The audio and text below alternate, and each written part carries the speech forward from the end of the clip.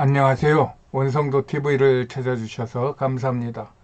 오늘은 한민족의 희망 69번째 끝없는 갈등이라는 이야기입니다. 오늘 전국에서 대규모 좌우 집회가 열려 전국이 들썩거릴 것 같습니다. 안타까운 현실을 보며 하는 생각입니다. 여기서 말하는 좌우에서 좌는 공산주의 경향을 가진 자, 우는 자유민주주의 경향을 가진 자들을 총칭하는 이름입니다. 그리고 여기 사진 자료는 KBS가 2005년도에 방영한 8.15의 기억이라는 영상을 많이 참조했어요. 당시의 시기는 1939년부터 1954년에 15년간의 격동의 한반도 실정을 그린 영상이었어요. 그러므로 이 이야기는 지금으로부터 약 15년도 더 된 그러한 영상을 보고 하는 이야기인데, 오늘의 현실에 비추어도 별로 달랍질 않는 그런 영상이라 제가 참고를 많이 했습니다. 여러분들도 KBS의 8.15의 기억이라고 하는 영상을 한번 검색해서 보시면은 1시간짜리인데 여러 가지로 생각할 것이 많을 것입니다. 대한민국인의 역사는 단군조선 이래 자주 독립 국가체제로 5,000년 이상 가지고 있었던 역사 흔적이 보입니다. 그만큼 독립성이 강한 민족으로 보여요. 이 민족이 일본의 통치가 시작된 1910년부터 한마음으로 일본을 대적하여 관군이 힘을 못 쓰면 의병들이 일어나 싸우고 온 국민들이 일어나 태극기를 들고 전국에서 일본에 저항을 했습니다. 그리고 신탁 통치가 발표되자 한마음으로 싸우며 단결된 국민의 힘도 보여주었어요. 한 100여 년 전에 있었던 그적 표기법인데, 일어나라 동포여 오냐 싸호자. 좀 우리가 보기에는 같은 국어인데 조금 많이 웃음이 나오는 그런 표현입니다. 이렇게 우리 민족은 약 100년 전부터 극심한 적대적 대결과 분열로 지금까지 이어지고 있어요. 이때부터 우리나라는 무정부 상태에서 우리 민족에게 사상 이념이라는 것에 물들기 시작한 것입니다. 이 사상은 결국 밀란으로 번져 수많은 사람들이 서로에게 적대적인 행동을 벌여 죽고 다치고 했습니다. 이때부터 좌익들은 민족 친일이라는 용어가 대표 용어가 되어 이것에 걸리면 민족 반역자나 친일파의 굴레를 씌워 민족의 이름으로 동족을 죽이는 일이 수시로 일어난 것입니다. 6.25가 왜 일어났는지가 여기에서부터 그 단초가 보입니다. 그러다가 1945년 8월 15일 해방을 만났으나 나라는 이 이념과 사상으로 남북에서 더욱 격렬하게 벌어지게 되고 갈등하게 됩니다. 이 이념 전쟁에 좌익에는 김일성, 우익에는 이승만이 주도적으로 앞장섰습니다. 이때 이승만은 남한을, 그 다음에 김일성은 북한에서 북한의 공산주의 사상을 실현했고, 또 이승만은 남한에서 자유민주주의를 실현하기 위하여 가진 애를 썼습니다. 이때 우리나라는 거의 좌익의 사상으로 물들어 있었어요. 그것은 선량하고 단순한 대부분의 빈곤한 국민들이 공산주의의 무상분배에 현혹되어 스스로 좌익을 선택한 사람들이 많았을 것입니다. 그러나 그 당시에도 이미 공산주의의 폐해를 본 이북의 많은 주민들이나 또 그 연구에 의하여 또 어떤 그 지식 습득하는 그런 단체에 의해서 공산주의와 자유민주주의를 배우고 자유민주주의를 선택한 많은 사람들이 있었어요. 이렇게 우익의 사상을 가지고 있는 사람들은 북한에서 공산주의에서 빠져나와 많은 사람들이 남한으로 이사를 했고,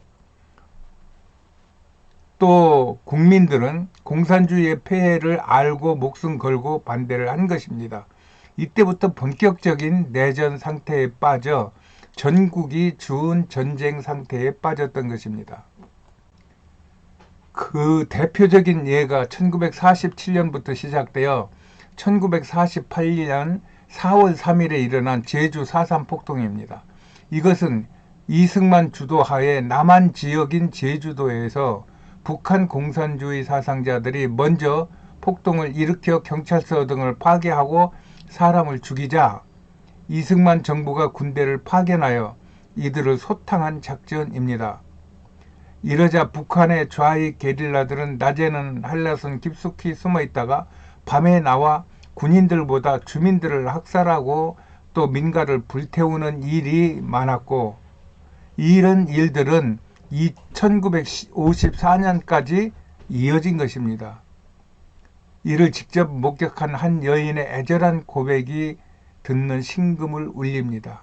이 여인은 그때 25살이었고 그때 일본에서 대학을 마치고 막 돌아온 그 신랑 남자와 결혼을 해서 막 새 신랑 신부가 된 신혼 가정이었던 것입니다. 이 여인의 남편은 학자 스타일이었고 순진한 그런 사람으로 좌익 우익을 아직 구분하지 않고 있을 때 군인들이 와서 사람들을 좌익이라고 뽑아가지고 가서 죽이는 사건이 있을 때 그때 죽임을 당했던 사람입니다. 그리고 이분은 또 그 당시에 산에 있던 게릴라들이 밤에 어떻게 횃불을 들고 와서 사람들을 죽이고 불태우는 것을 생생히 보았던 사람입니다. 그래서 그런 이야기를 하다가 기자가 묻습니다. 도대체 그들이 왜 사람을 죽인 거예요? 하고 기자가 묻자 이 여인이 그걸 알 수가 있어야죠. 나도. 그저 지금까지 많은 제주도민은 4.3 사건 때 왜 내 이웃이 죽었는지 이거를 알지도 못하고 그냥 죽음 당한 채로 그런 비참한 그러한 세월을 살았던 것입니다. 이것은 물론 정부의 책임도 있습니다. 그리하여 정부에서도 4.3 그 사건에 희생된 자들을 여러 가지로 배상을 해주고 또 그들의 평화 공원도 조성해주고 그들의 넋을 기리고 그러는 중이었습니다. 그런데 문재인 대통령이 들어오면서부터 이 4.3을 집중적으로 드러내기 시작하면서 이 4.3은 대한민국 군인과 경찰이 민간인을 학살하고 그 다음에 괴롭힌 그런 국가폭력 행사다. 그래서 작년엔가 그 법무부 차관과 경찰청장을 데리고 가서 우리 그 국가기관이 죄를 지었으니까 사죄하고 엎드려 무릎 꿇고 사죄를 해라 해가지고 그 4.3 그러한 기념식에서 법무부 차관과 그 다음에 경찰청장을 무릎을 꿇린 사건이 있었습니다. 정말로 어처구니 없고 정말로 국가를 어떻게 생각하고 저런 일을 하는가 하는 그 대통령으로서의 처신에 상당한 울분이 있는 그런 처사를 했습니다. 그러는 중에 1948년 8월 15일에는 남한의 이승만 정부가 수립되었고 1949년에는 북한의 김일성의 주도의 인민공화국이 세워지죠. 그리고 바로 그 다음에 1950년도에 6.25가 터진 것입니다.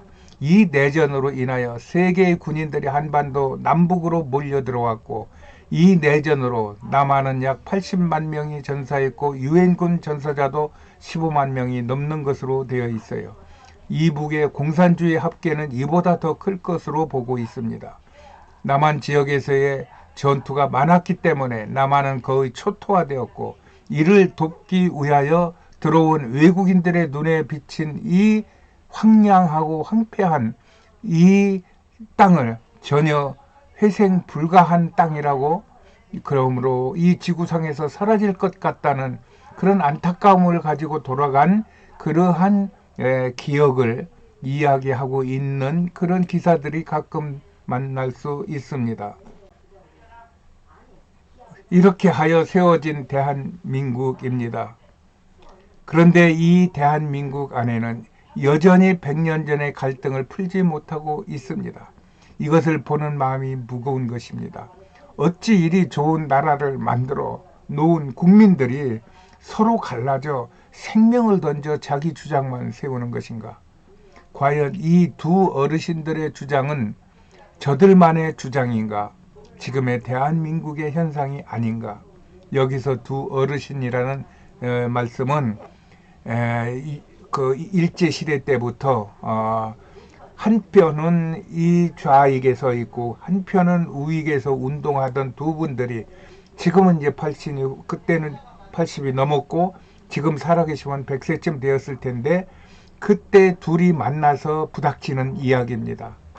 그때 이 좌익 사상을 가지고 있던 분은 우리 민족인데, 우리 민족 안에서 우리를 우리의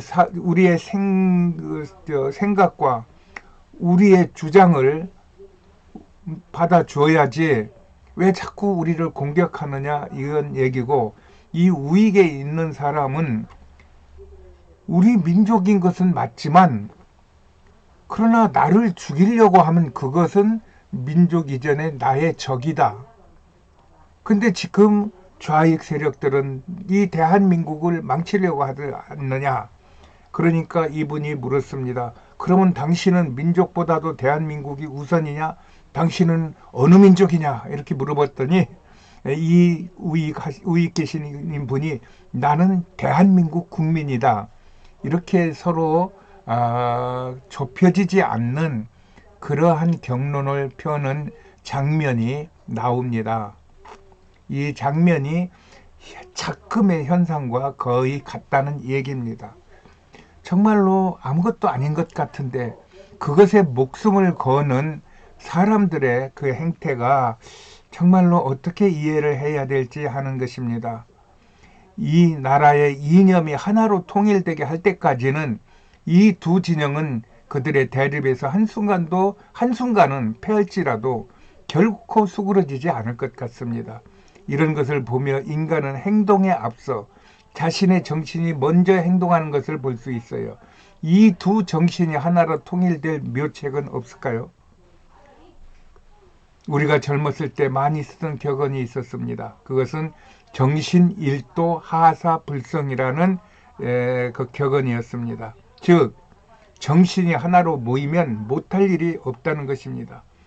우리 선배들은 이것을 느끼면서도 나라는 지금까지 여전히 좌와 우로 갈라져 고통스러운 현상을 당하고 있는 것입니다.